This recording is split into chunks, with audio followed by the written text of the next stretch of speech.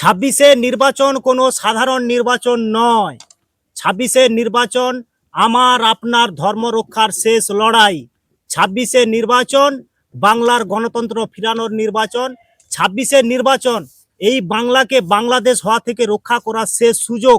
ছাব্বিশের নির্বাচন অভয়ার ন্যায় বিচারের দাবিতে নির্বাচন। বাংলার পরিযায়ী শ্রমিক, বাংলার শিক্ষিত সমাজদের বলতে চাই, আপনারা সারা ভারতবর্ষ ঘুরে বিজেপি শাসিত রাজ্যে কাজ করতে না গিয়ে বাংলায় বিজেপি সরকার নিয়ে আসার দায়িত্ব আপনাদের। 21-এর নির্বাচনের আগে এই নন্দীগ্রামের পুণ্যভূমিতে মমতা ব্যানার্জি দাঁড়িয়ে প্রতিশ্রুতি দিয়েছিল প্রত্যেকের ডবল ডবল চাকরি হবে। 26-এর নির্বাচনের সময় মমতা ব্যানার্জি বাংলার যুব সমাজদের বলছে, বাংলার শিক্ষিত সমাজকে বলছে, আপনারা স্টেশনে দাঁড়িয়ে ঘুগনি বিক্রি করুন।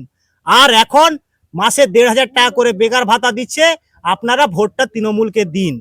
26-এর নির্বাচনের পরে মমতা ব্যানার্জির ভাইপো শিয়ালদা স্টেশনের রাজু পয়েন্টের পাশে দাঁড়িয়ে যাতে ঘুগনি বিক্রি করতে পারে তার ব্যবস্থা আপনাদের করতে হবে। আর অভিষেক ব্যানার্জিকে মাসে 1,500 টাকার বেকার ভাতা শুভেন্দুদা দায়িত্ব নিয়ে ওর অ্যাকাউন্টে দিবে।